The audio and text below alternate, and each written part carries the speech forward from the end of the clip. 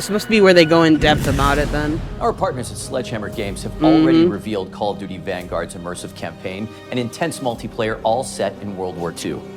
And now, keeping true to our zombies nature, Treyarch is back for another round.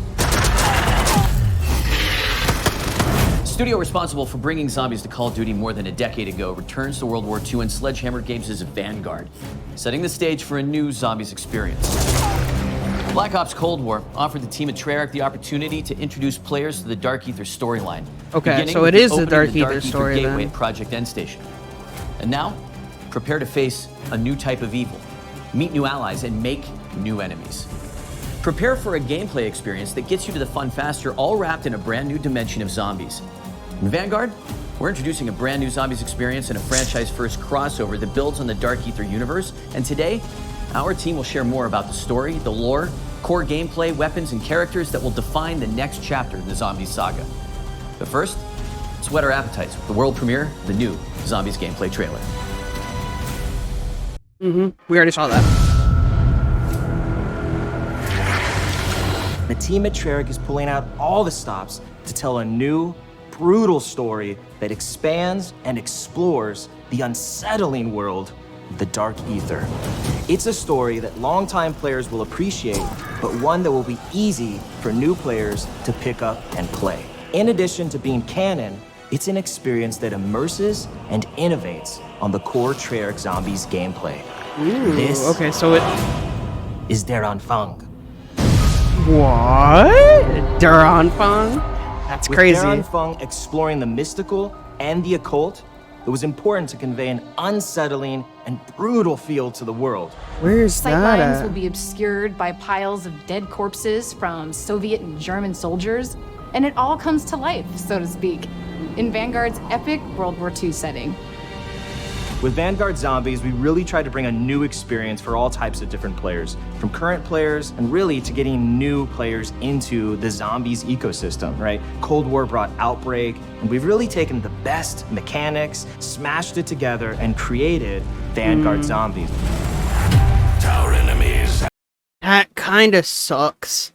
Because it sounds like they're still using... I mean, they're using the same engine regardless as Vanguard, but what it sounds like they're doing, it sounds like they are still trying to pertain to new players while trying to keep the same audience. So they're trying to get more people to play zombies, just exactly what Cold War did. Which, I mean, is fine, but, I mean, I don't know. I really don't know. So, I mean, it looks really good. It looks really, really, really, really, really good. It looks really good. Regardless. Have allies from beyond this mortal realm. So Der Anfang, the beginning. It's the start of a new Treyarch Dark Aether zombie story. The events of Black Ops Cold War brought an end to one storyline. The events of Vanguard represent a new arc. It does look really good, to be honest, so far. I want to know, I'm glad that they kind of put this out, because if they put this out with just, like, if they put this out without the trailer, I don't know how I would have felt about it. Like, regardless, it looks really good, but for now, I don't know how I feel about it. Essentially, like, I'm excited for it, but at the same time, I don't know. Like, I was kind of, like, talking about it earlier, how it seems like it more or less pertains to new players as well as current players, but that's what I think they're trying to do. They're trying to implement different things to get more people to play zombies, which is fine, but I don't know, because sometimes that can affect, like, the way that the game is for some people, if that makes sense. Zombies players have witnessed the catastrophic outcome, the science experiments at Project End Station. Project End Station was a Nazi particle accelerator that punched a hole through the dimensional veil and gave us access to the Dark Aether, where these 5 otherworldly artifacts come from, each one linked to a powerful Dark Aether entity. Okay, wait, so I did say that earlier. I said that in the first part of the trailer, like the actual trailer reaction, that these things here, where'd it go? Am I going too fast? The 5 otherworldly artifacts come from. This thing, that is an artifact So it seems like, Linked to a powerful like I said dark before, there is a Dark Aether entity or whatever, something linked to the artifact entity. specifically. There is Cortifex the Deathless, Syraxis the Shadow, Nordicus the Conqueror, Invictor the Destroyer, and Bellekar the Warlock.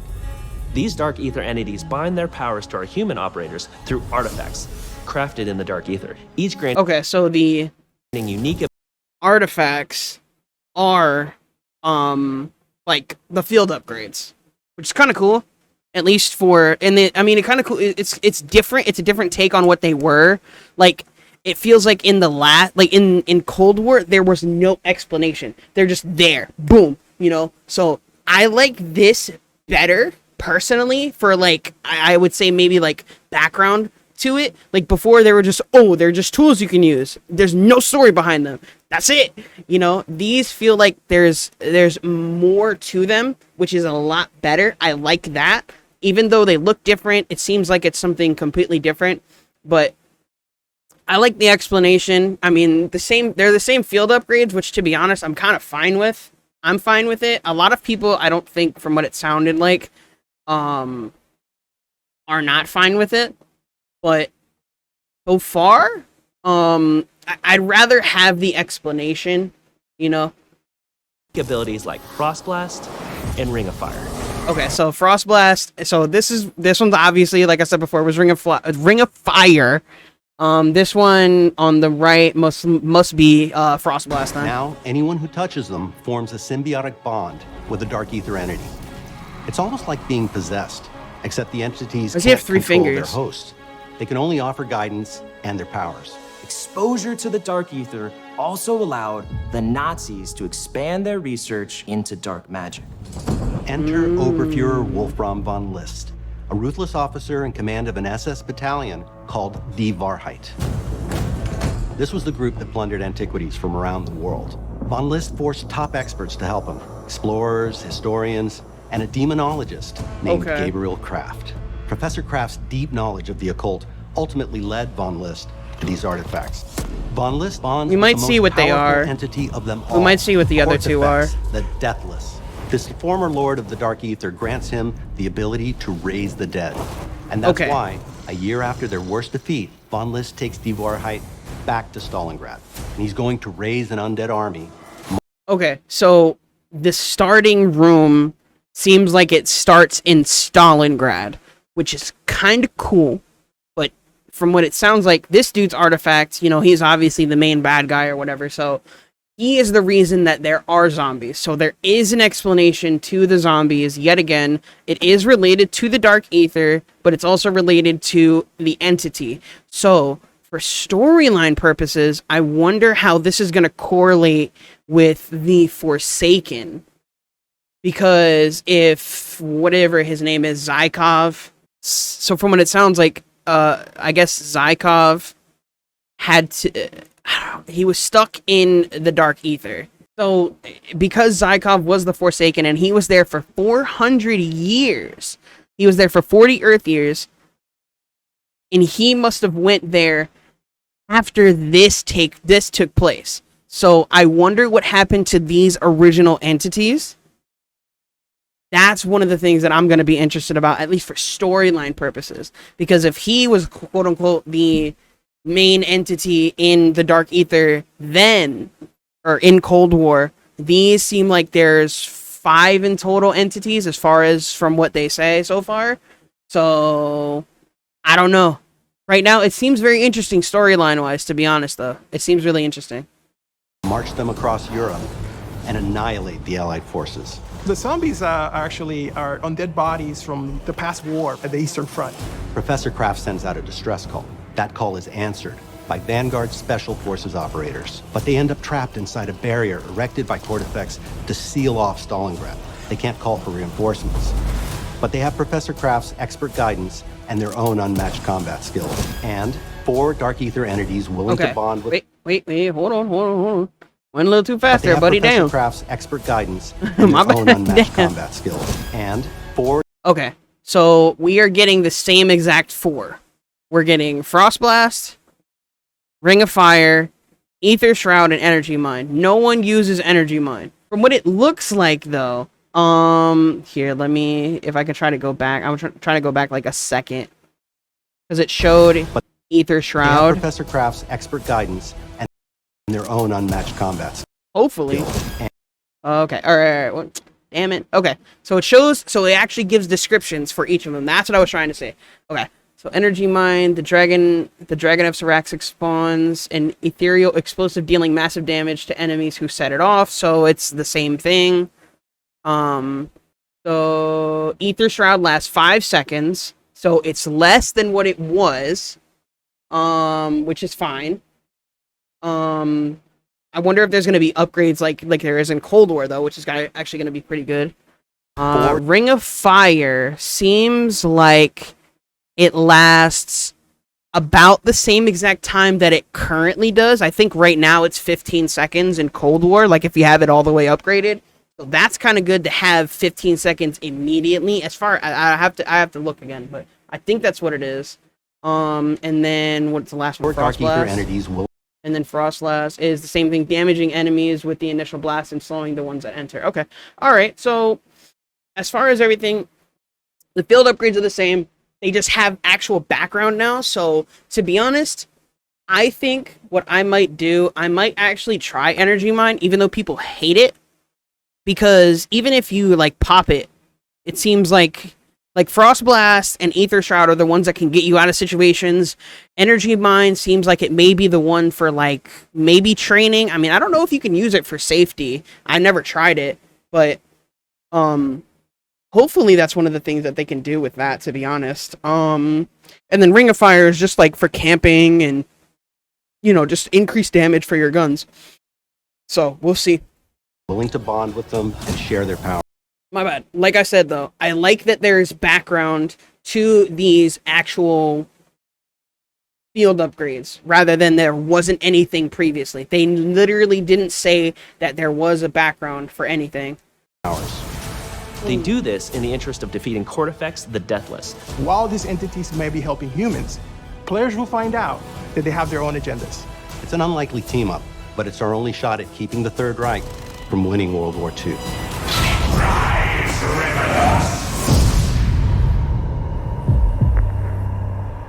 We had a lot of fun designing the different objective environments. Each location has a very distinct look and feel to the play space, so that no two areas will feel similar.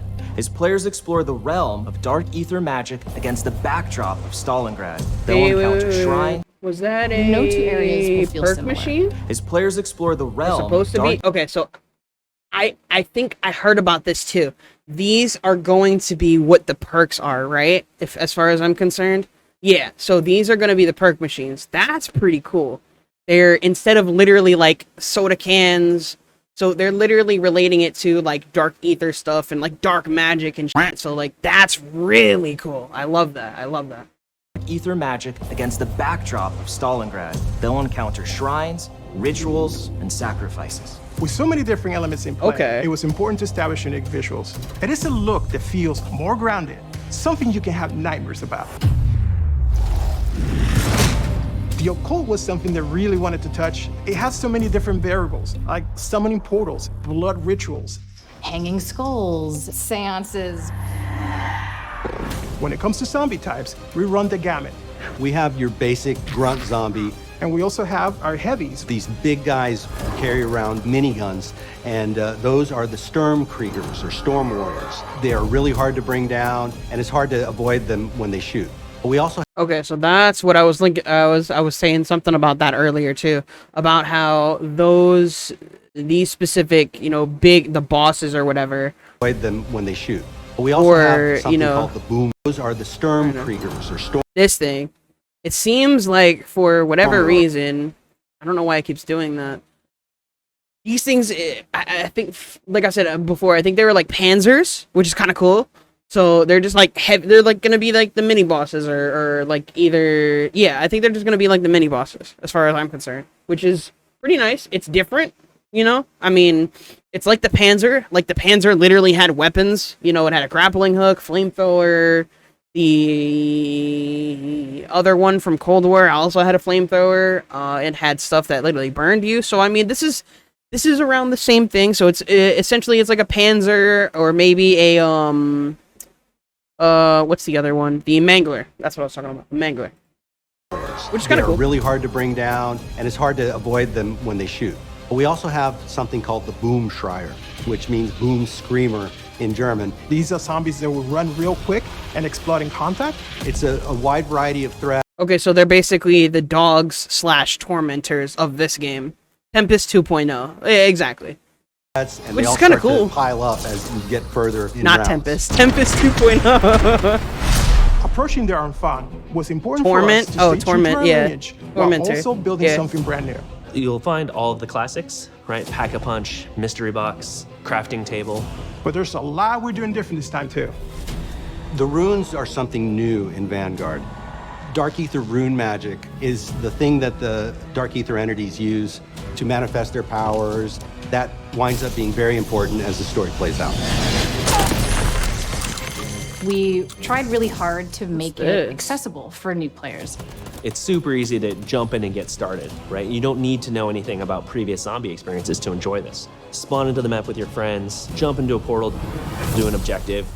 You're in it. That's you playing, and you're playing successfully. From the casual to the hardcore, there's enough for you to dive into. In Vanguard, we get players right into the action so they can start blasting away. Fighting zombies is the core of this mode, and it's what all our fans love doing, and we give you plenty of ways to do that.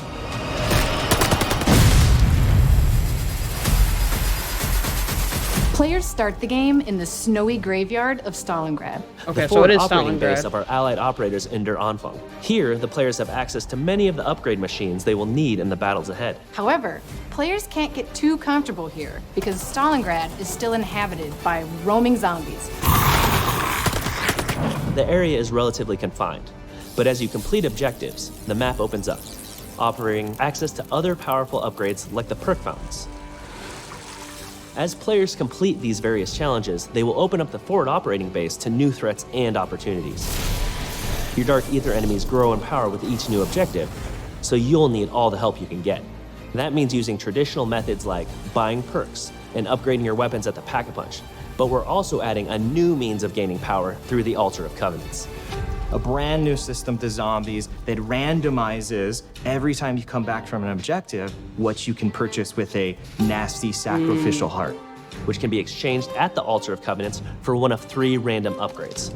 Choose from power-ups like Ammo Gremlin, which okay. reloads non-equipped weapons over time, or Brain Rot to turn zombies into allies, or Unholy Ground for those times when you really need to hold your position. I was trying to look at what they were Or saying. Brain Rot to turn So it seems like these are things that you do in the actual game for doing objectives or whatever to get like other stuff, you know, not just perks, but like either ammo mods on your gun or just other things that you can do, you know, that basically help you in the game. So like essentially like perks, but they're not the perks of zombies. So they're just like additives or whatever, which is kind of cool.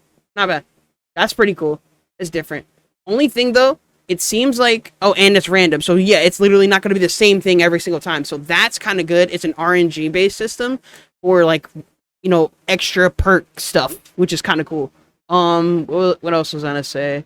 It seems like this is more going to be like big. So it seems like it, I don't think this is going to be like a round, this one specifically. I don't know if this is going to be like round based. I don't know, because I saw something that says, what's the word? I saw something that says the world gets harder.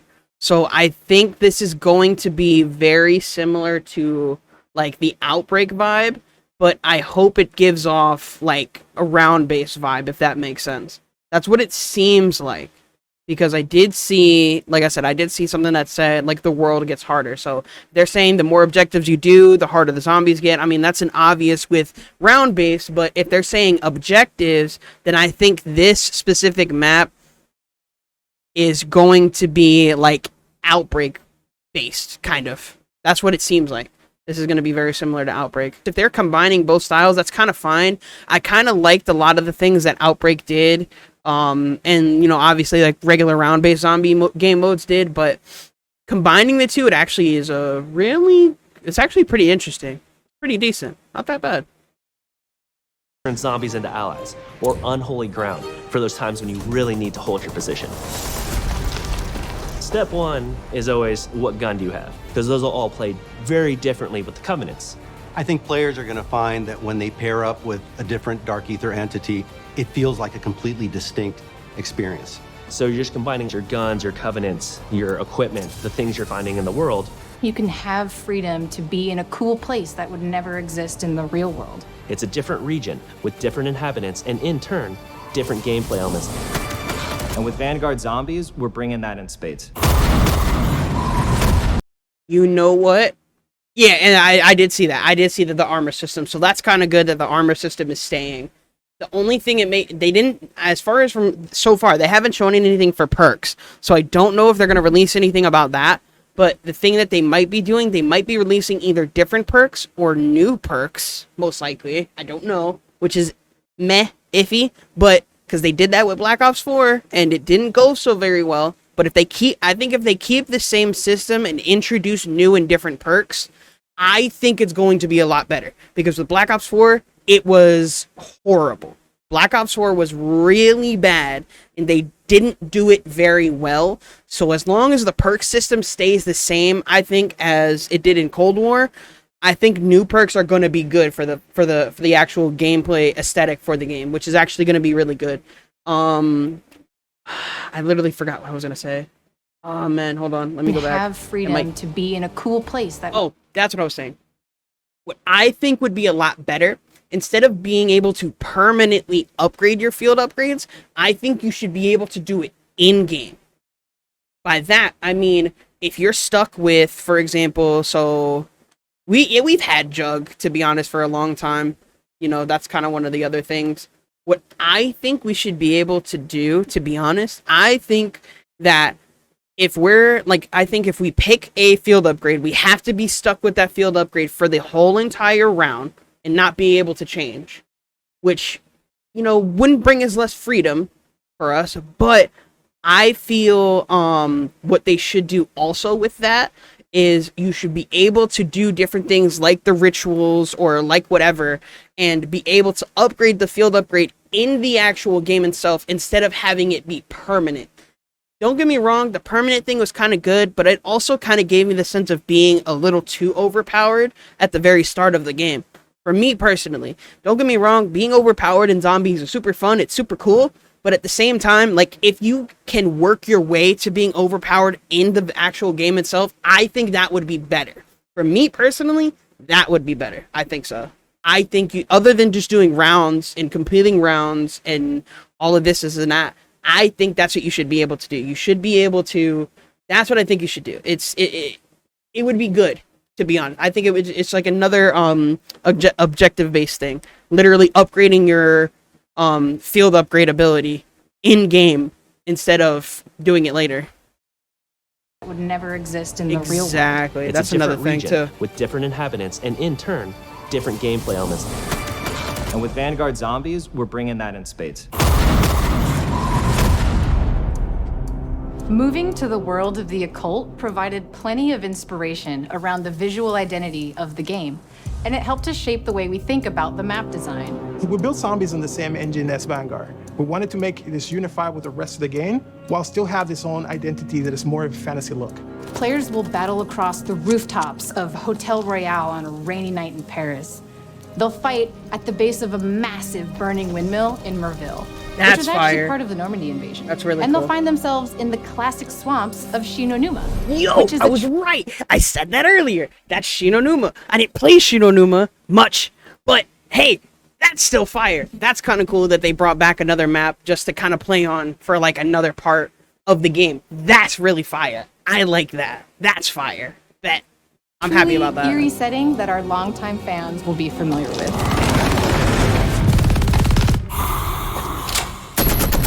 Dark Aether magic has allowed the team to really bubble up some interesting new ideas that we have not explored in past Zombies experiences. The different objectives you're tasked with really alter how the player experiences the various environments. There's an objective called Blitz, which takes inspiration from that holdout style gameplay of just surviving. So these are the but this time objectives we're gonna you're go taking over. the fight to them. In Harvest, you hunt zombies who drop runestones that you can collect. Players must then deposit these into an obelisk called the Sin Eater. In Transmit, you'll escort a floating zombie head as it seeks weaknesses in the dimensional barrier to the Dark Aether. These different challenges. Isn't that like the Onslaught game mode? Isn't it like Onslaught? I never even touched it. It was like a PS4, PS5, or PlayStation exclusive to where I think you were playing in multiplayer maps and a sphere of Dark Aether was moving around the map. You had to stay inside and you just did objectives. That's kind of cool that it's like an actual objective in-game instead of it's being something that's like an exclusive. So I kind of hope that they don't really do more exclusives so that everyone is able to do something different and everyone's able to have fun with the game. But who knows? Challenges and eerie environments with dark settings help the player feel enveloped in Cortifex's grasp, and we can't wait for our fans to experience it. I don't want an exclusive because I really don't want to buy a second copy of the game. I want to buy one. I want to be able to buy one copy. If I really want to buy a second copy, I will for when I go on vacation and stuff so that I can bring my PS5 with me and play it then. But I don't feel like I want to buy it like both of them now because there's going to be exclusives. Like that's dumb. I hate that. It kind of sucks. Der Unfung is a brand new experience that explores the Dark Aether universe in exciting, fresh ways. Launch is really just the tip of the iceberg. Everything post-launch is gonna bring new twists, new stories, new characters, brand new gameplay. And it's all part of Vanguard's advanced global progression system featuring player and weapon leveling, plus battle pass system integration. This is a whole new way to experience zombies. Welcome to Call of Duty Vanguard. Der Unfung awaits.